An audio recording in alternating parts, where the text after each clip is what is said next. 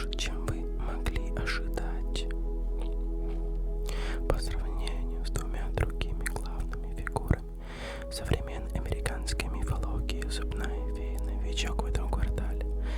Дед Мороз восходит к Святому Николаю, родившемуся около 280 году до нашей эры, а пасхальный кролик прибыл в Соединенные Штаты с немецкими иммигрантами в 1700-х годах. Но самое главное раннее упоминание о зубной фее появляется в Чикаго Daily Tribune, колонка «Домашние подсказки» за сентябрь 1908 года. Трибуны читательница Лилиан Браун написала, что многие непокорные дети позволяют удалить шатающийся зуб, если он знает о зубной фее. Если он возьмет с собой зуб и положит его под подушку, когда ложится спать, зубная фея придет ночью и соберет его, а вместе него оставит какой-нибудь подарок. Эта история получила дальнейшую популяризацию благодаря пьесе Эстер Уоткинс Арнольд для детей 1927 года «Зубная фея». Празднование утраченного зуба. Хотя конкретная концепция феи появилась недавно, а культура всего мира на протяжении сотен лет отмечают потерянные молочные зубы. В 13 веке исламский ученый Ибн Аби эль-Хадид согласился на ближневосточную традицию бросать молочный зуб в небо или на солнце и молиться о том, чтобы зуб заменил его лучше. Метание зубов – обычная практика в Турции, Мексике и Греции.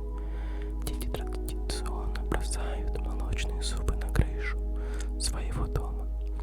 В Индии, Корее, Вьетнаме и на Филиппинах нижние зубы выброшены вверх, а зубы верхней челюсти выброшены на пол, чтобы новые взрослые зубы росли ровно. Однако традиция не всегда солнечна. Норвежских и финских детей предупреждают о хамапаспейко, зубном тролле, который приходит за детьми, которые не чистят зубы, где снимали бланк большой пуант. Даже викинги ценили молочные зубы. Думаете, викинги были слишком заняты грабежом, чтобы праздновать молочные зубы? Фактически, норвежские эты, мифы, стихи и поэзии из Скандинавии XIII века ссылаются на тандве, плата за зуб, небольшую плату от родителя ребенку за признание другой стороны вехи. Когда прорезался первый зуб младенца, в древней поэме Камнисмал даже упоминается, что Альфхейм, сказочный мир скандинавской мифологии, был подарен их богу Фрейю в молодости. Согласно различным источникам, некоторые воины-викинги позже стали носить детские зубы в качестве талисманов, полагая, что они принесут удачу и защиту в битве. Четвертый факт. Иногда зубная фея – это мышь. Многие мировые традиции молочных зубов связаны с грызунами. В исследовании 1928 года психиатра и врача Лео Каннерра «Фольклор зубов» упоминается, что дети предлагают свои утраченные молочные зубы мышам, крысам, белкам или другим животным, у которых, как известно, крепкие зубы. В Испании писатель Луис Колома разработал персонаж Эль Ратонсито Переса как аналог зубной феи для мальчика-короля Альфонсо. По-прежнему популярен в большинстве испаноязычных стран и даже появился в современных маркетинговых кампаниях зубной пасты Colgate. Точно так же и во Франции, Бельгии дети ждут La Petite Souris, мышонка, и оставляют ему не только молочные зубы, но и кусочки сыра. Пятый факт. Средний американский зуб в настоящее время состоит около 3,5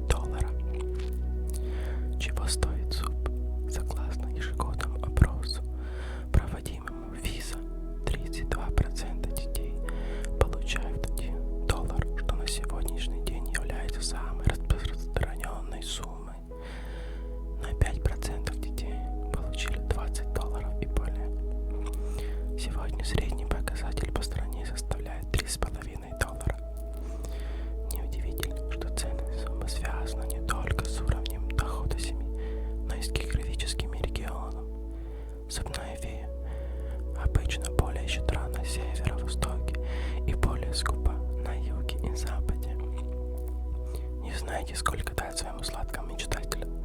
Виза теперь предоставляет полезный калькулятор для проверки того, что получают другие дети из демографической группы. Шестой факт. Стоимость супа колеблется в зависимости от рынка. Страховая группа Delta Dental также отслеживает среднее вознаграждение зубной феи с 1908 года и сравнивает их с результатом с активностью на фондовом рынке. Они обнаружили, что по крайней мере за 17 из последних 17 лет тенденции выплат зубной феи коррелировали с движением индекса к 500. Седьмой факт.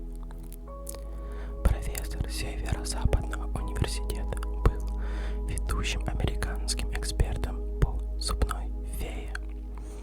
В 70-х годах профессор Северо-Западного университета Розмари Уэллс осознала, что хотя практика замены молочных зубов деньгами была чрезвычайно популярна, мало того, что было известно о происхождении зубной феи. Уэллс взяла на себя интервью антропологов, родителей и детей, написать серию журнальных статей, исследующих корни персонажа, и провести общенациональный опрос 2000 родителей, чтобы больше узнать о различных семейных традициях и интерпретациях. Ее увеличение этой темой даже привело к появлению на шоу Опры Уинфри, и на ее визитной карточке было написано «Консультант зубной феи». Восьмой факт. В Дирфилде, штат Иллинойс, был музей зубной феи. Исследование зубной феи доктора Уэллса привело к тому, что она собрала значительную коллекцию памятных вещей, и в 1993 году она превратила свой двууровневый загородный дом в Дирфилде, штат Иллинойс, в музей зубной феи. Популярный выбор для местных экскурсий в начальной школе. В музее были произведены искусство, куклы, книги и другие памятные вещи, посвященные изображениям зубной феи и разных культур. Музей закрылся после смерти доктора Уэллса в 2000 году, и это очень жаль.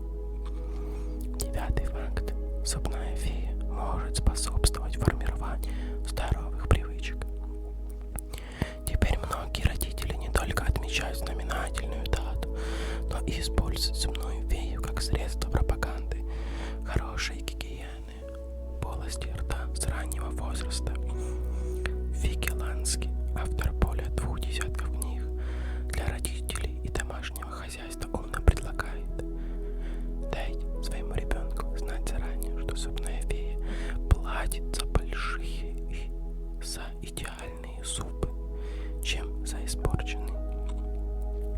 Другие родители проявили изобретательность с условными подарками. Например, записка с сообщением дополнительных $20, если ребенок чистит зубы каждый день после обеда в течение месяца. 10-й факт. Никто точно не знает, как выглядит зубная фея. В отличие от Санты, нет единого мнения о внешности феи. В большинстве мультиков и книг изображена крылатая женщина, эльф или пикси, очень похожая на Тинкербелл, несущую палочку и сверкающую за ней искрами.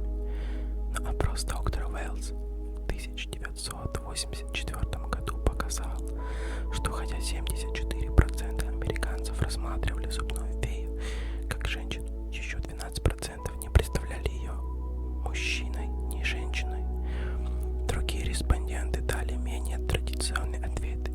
Некоторые представляли зубную фею в виде медведя, летучей мыши, дракона или даже пузатого куривающего сигару, одетого в джинсы крошечного летающего самца. 11-й факт. Зубную фею изображали все, от Эмили Седарис до Скалы. Зубная фея, повторяющий персонаж в современном кино. Ее изображали самые разные актеры и актрисы.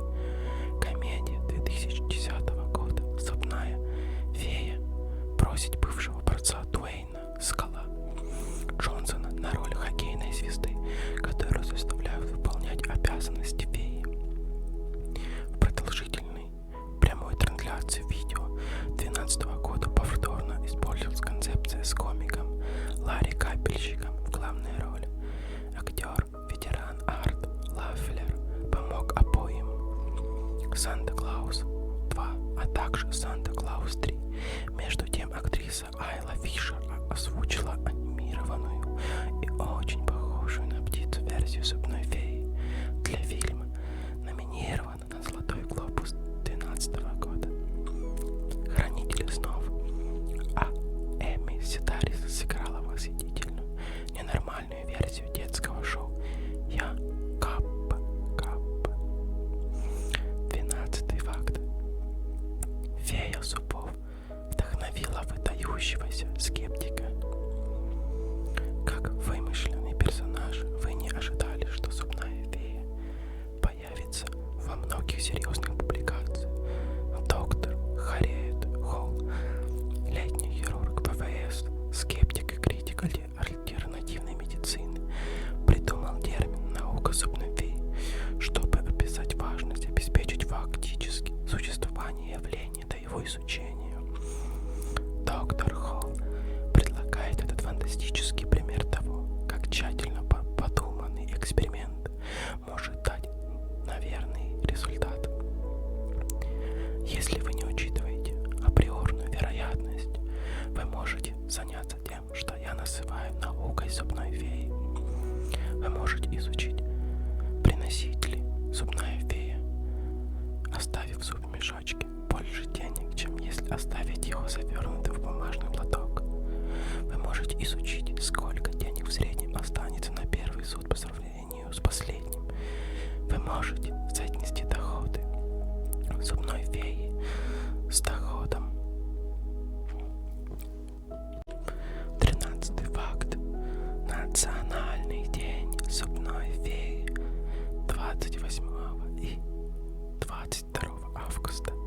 По данным, не имея авторитетного источника, чем Национальный день зубной феи ежегодно отмечается 28 февраля, однако в других источниках и календарях также указывается праздник 22 августа. С таким напряженным графиком фея определенно заслуживает 2 дней, верно? Вторая неделя августа также известна как Национальная неделя улыбки, чтобы укрепить здоровье зубов. Поэтому следующее празднование зубной феи кажется уместным, но циники среди нас могут заметить, что 27 февраля день глотателей мечей, так что, возможно, у феи есть над чем